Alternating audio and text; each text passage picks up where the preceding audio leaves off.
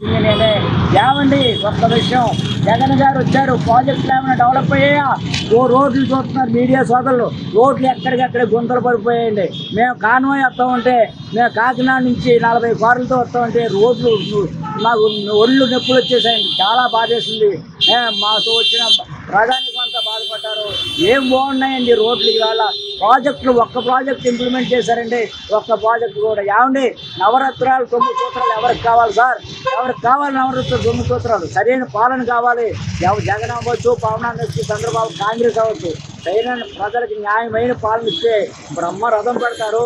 ఇప్పుడు మా సరిమలెక్కన బ్రహ్మరథం పెట్టించా ఒక దారికి తీసుకొచ్చారు. ఆ దావలో ప్రజలు వేసిన బాటలో మేము నడుపుతాం, ప్రజల సమస్యలు యొక్క తీరుతాం.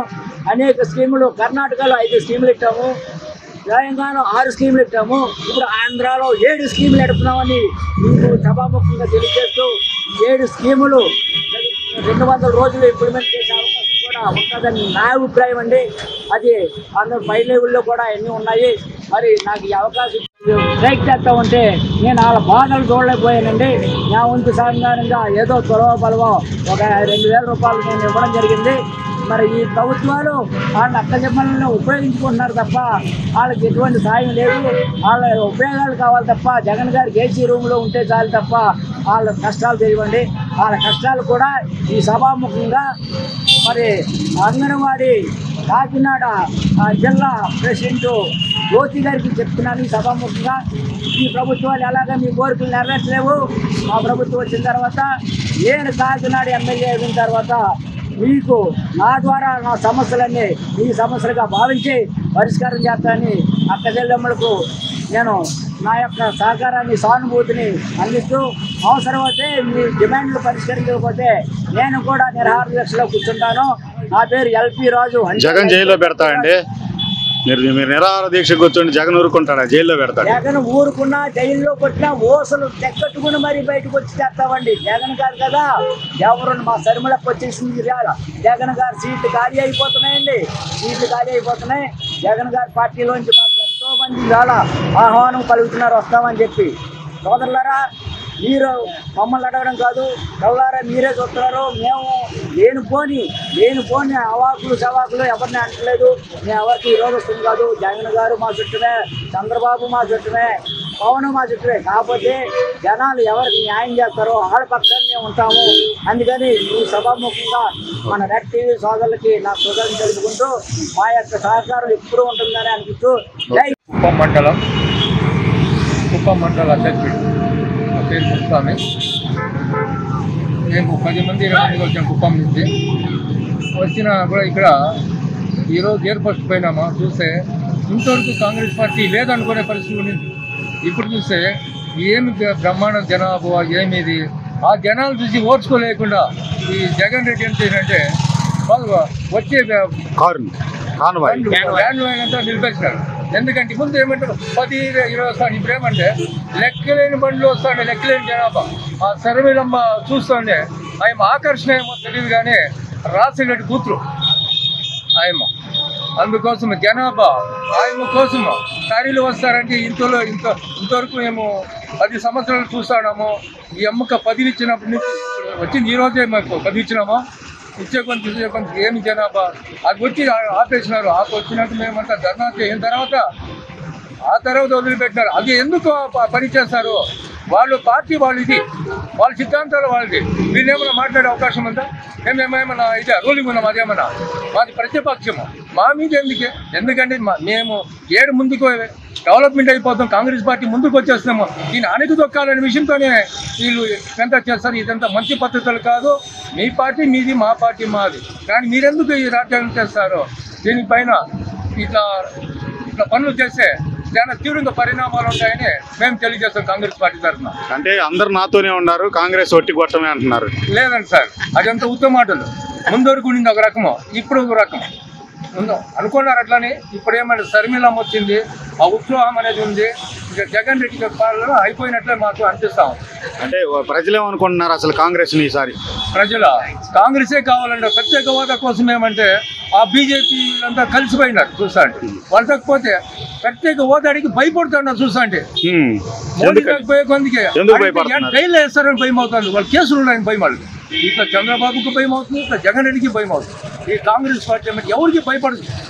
ధైర్యంగా పోరాడేదానికి కాంగ్రెస్ పార్టీ మేమేమి అరాజకాల పనులు చేస్తాంలే, కునీలు పనులు చేయలేము. మేము ధైర్యంగా అడిగే హక్కు ఉంది మాకు. వాళ్ళు భయపడుతుంది, ఏడైతే జైలు వేస్తారని భయం పడుతుంది. మేము ఖచ్చితంగా కాంగ్రెస్ పార్టీ ప్రత్యేక హోదా గెలుస్తానే, కాంగ్రెస్ పార్టీ రాహుల్ గాంధీ ప్రధాని అవుతానే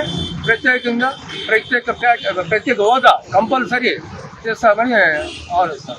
అంటే ఈ ప్రజలు కేసులుండి భయపడే వాళ్ళకు మద్దతు ఇవ్వాలా లేకపోతే ఎవరికి ఇవ్వాలంటారు?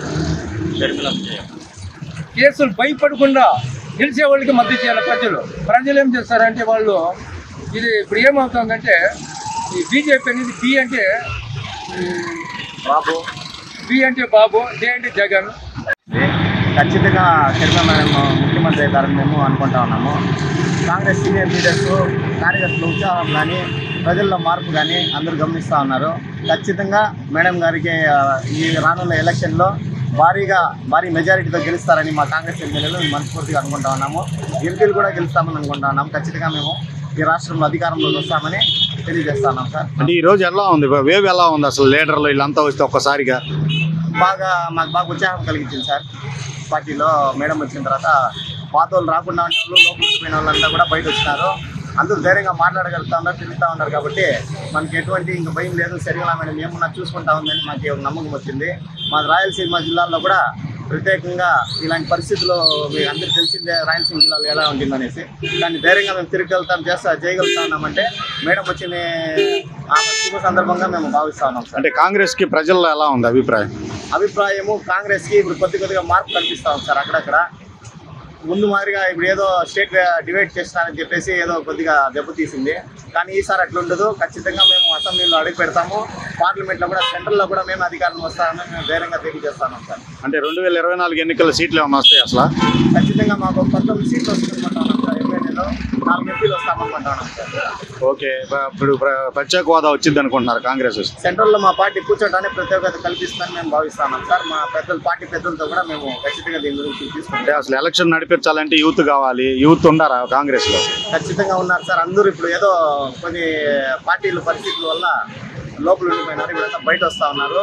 ఎమ్మెల్యేలు కానీ ఎవరు కానీ పాత సీట్లు లేని వాళ్ళు వీళ్ళంతా కూడా కొంతమంది వచ్చి మా పార్టీకి సీక్రెట్గా చూస్తూ ఉంటే తెలుస్తూ ఉంది విషయాల్లో. ఖచ్చితంగా బలపడుతుంది పార్టీ. జగన్మోహన్ రెడ్డి వాళ్ళ చెల్లెలు ఇక్కడ తెలంగాణలో ఎట్లయితే వెనక్కి తిరిగి వచ్చిందో అట్లాగే మళ్ళీ వెనక్కి తిరిగి వెళ్ళింది ఇక్కడ నుంచి అంటున్నారు. తెలంగాణ విషయము వేరే సార్, ఏపీ విషయం వేరే. ఇక్కడే ఆమె పుట్టి పెరిగింది కాబట్టి ఇక్కడ వేరే విషయాలుగా ఉంటుంది. కడప జిల్లా, కర్నూలు, అనంతపురం, చిత్తూరులో భారీగా పట్టుంది. కోస్తాసీమలో కొద్దిగా మనకి తెలియదు ఆ విషయాల్లో. మా ఏరియాలో అయితే బాగా పట్టుంది సార్. ఓకే, ఇప్పుడు షర్మిల ఆధ్వర్యంలో పార్టీ బాగా నిలదొక్కుంటుంది అనుకుంటున్నారా? ఖచ్చితంగా నిలదొక్కుంటుంది సార్. దీని తర్వాత పార్టీ పరిస్థితి వేరేలా ఉంటుంది. ఓకే, అయితే షర్మిల వచ్చిన తర్వాత జనంలో చాలా ఊపు వచ్చింది. రైతులు కూడా ప్రతి ఒక్కరు కాంగ్రెస్ పార్టీ కావాలనుకుంటున్నారు. రాహుల్ గాంధీ ఖచ్చితంగా ఇటువంటి పరిస్థితుల్లో ప్రధానమంత్రి కావాలని ప్రజలు కోరుకుంటున్నారు. అదేవిధంగా ఆయన రాజశేఖర రెడ్డి గారి కళ కూడా ఆయన సీఎం ప్రధానమంత్రి చేయాలనే ఉద్దేశము. అదే ఉద్దేశంతోనే ఈరోజు షర్మిల గాంధీ కూడా మన పార్టీలో వచ్చి పిసిసి పదవి చేపట్టింది. కాబట్టి జరగబోయిన వైసీపీ ప్రభుత్వం వల్ల ప్రజలు విసిగి వేసారిపోయినారు. ఎటువంటి పరిస్థితుల్లో మరి వైసీపీకి ఓటు వేయము, ఏదైనా కాంగ్రెస్ చేస్తాము, కాంగ్రెస్ బలోపేతం చేస్తాము అని ప్రజలు అనుకుంటున్నారు. ఈ అవకాశం ఇచ్చినందుకు నేను జిల్లా ఓబీసీ ప్రెసిడెంట్ కర్నూలు. అంటే ప్రజలకు ఉందా కాంగ్రెస్ మీద ఇప్పుడు ఇంట్రెస్ట్? ఖచ్చితంగా ప్రజలకు ఉంది. ప్రజలు రెండు ప్రభుత్వాలు చూశారు. కాంగ్రెస్ చూశారు, ఈ తెలుగుదేశం చూశారు, తర్వాత వైసీపీని కూడా చూశారు. చూసి ప్రజలు వీళ్ళేమో అభివృద్ధి చేయలేదని చెప్పి ఇక మన ప్రత్యామ్నాయం కాంగ్రెస్ ప్రభుత్వమే. కాంగ్రెస్ సెక్యులరిజమైన పార్టీ ఖచ్చితంగా వాళ్ళు కావాలని కోరుకుంటున్నారు. అదేవిధంగా కుల మతాలతో అతీతంగా ఉండదా ప్రభుత్వము మతాల పేరుతో విభజించి జనాన్ని చాలా ఇబ్బంది పెడుతున్నారు. కాబట్టి ఖచ్చితంగా కాంగ్రెస్ పార్టీ అయితే అందరు కలపబోతుంది, అందరికి న్యాయం చేస్తుంది.